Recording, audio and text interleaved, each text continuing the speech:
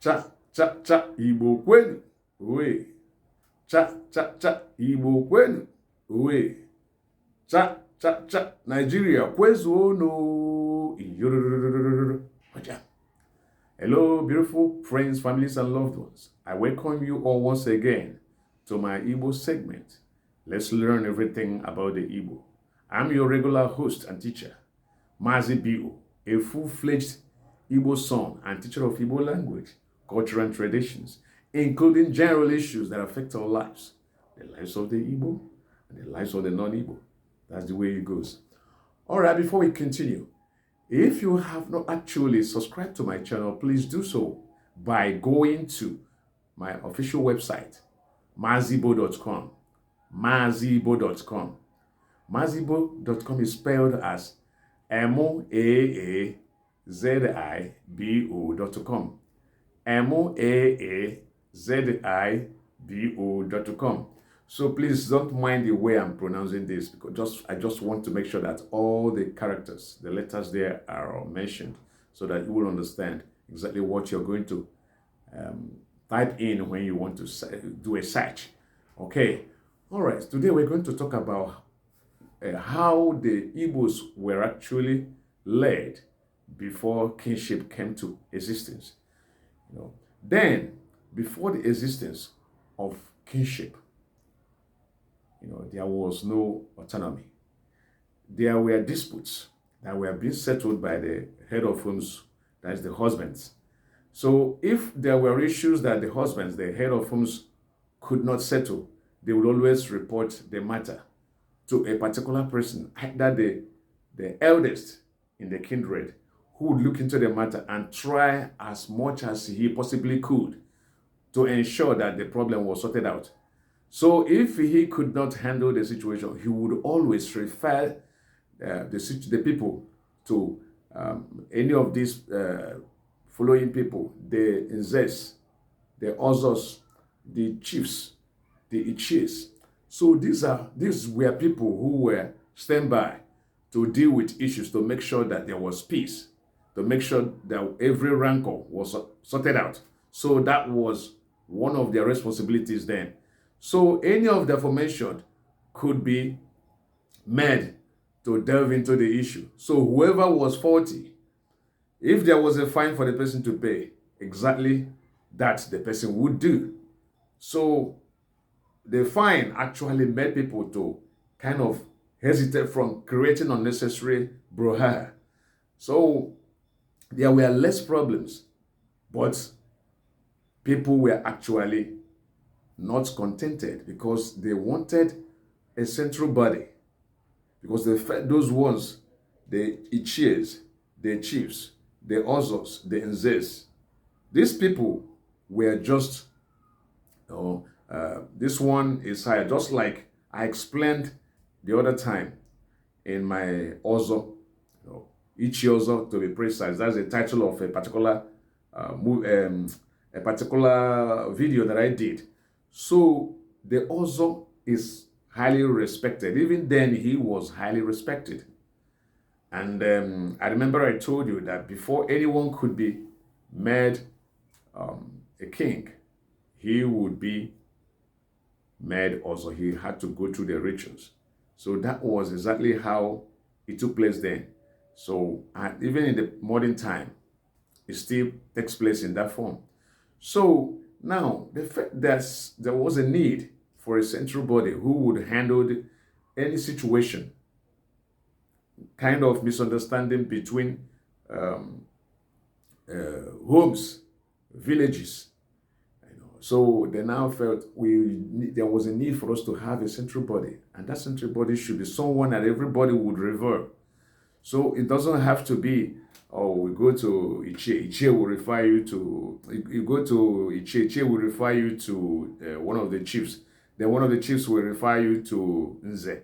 Then one of the Nzes will refer you to Ozo. Then if the Ozo was not able to handle the situation, then there could be a kind of menace.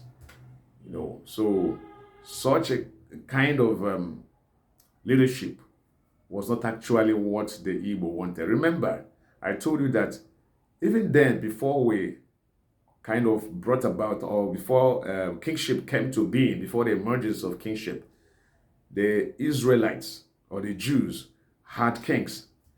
Most of us who actually read our Bible will testify to this. We have King Ahab, we have King Lazarus, and there were so many kings. So then every king of a particular autonomy was viewed, I think that still happens now, was viewed as an epitome of authority. You understand? So everybody looked up to him. So because we had a lot of similarities with the Israelite, the Jews, then I think that's exactly what brought about our agitation to have a particular person, a central body, who would handle issues. Finally, whatever it was, then if you feel that there is no need for you to go to any of the aforementioned people, the chief, the Ozo, the Nze, the Ichies, you would go straight to the person and talk to him. So he will be allowed. The people who work with him would allow you to come in and see him. Then you lay your complaint or your bitterness or your rancor. So whatever it is, you're allowed to come in and state it. And it behoves him, that central body, it behoves him to ensure that no matter the velocity of that very problem, he would deal with it and everybody will go home smiling. So that's just the way it is. Then they decided to make sure that these people would still stay. The Nzes, the Ozos, the Chiefs, and the Chiefs. Now we have high chief, we have super high chief. So when you go to Igboland, or when you come to Igboland, you will understand that chiefs have grades. So there's a particular, this one is a chief, this one is a high chief, then we have super high chief. So, all these people, I wouldn't know what they do, but I think their responsibility is to make sure if this one fails to handle the situation, then he passes it on to someone of higher authority. Then the whole thing ends in one particular central body. So that's just the way it was then. Then I thought that a king should be allowed to come to being. That's exactly what brought about kings. You hear about kings, just as you had them then, and I think they still exist in Israel, just because we behave like them. So everything they do or they did, we made sure we copied. And that's just it. So that's exactly what happened. Then kingship came into being. You understand? So all you have to do is to do all it takes for you to be crowned king, if it's not hereditary. Okay? So when next we meet, I'm going to talk about all these things. So it's not just something someone would just come up and start and assume. They have laid down prerequisites. Yeah, these kingships have laid down prerequisites. Someone who looks up to the crown has to fulfill if he actually wants to be king, if he actually wants to be crowned king. Because a crown is not just something common. It's not bought. I mean, in the pre-modern time, when kingship started, it was not bought.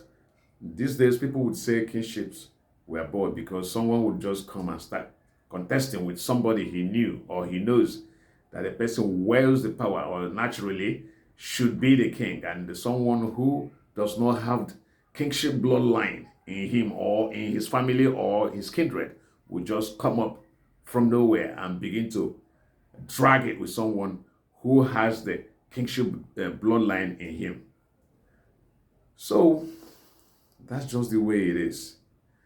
The Igbo, like I said, the Igbo is like any other tribe. They are not better or bigger than any other tribe, because I see every tribe being equal. It's not a matter of the language you speak. It's not a matter of the culture, your culture. It's not a matter of your traditions. All that matters is oneness. As long as we belong in this country, every ethnic group and other ethnic groups are all the same. So the issue of saying we are of bigger ethnic group should not arise at all. If we actually need peace to reign amongst us, we have to put aside superiority. No one is superior to the other as long as ethnic groups are concerned, as long as ethnicity is concerned. All right, guys, I think that's all for now. But before we draw the curtain, let me also remind you guys that if there's any one of you who has just viewed this clip, who hasn't yet subscribed to any of my channels, yes, I have more than one channel, that the person should please do so.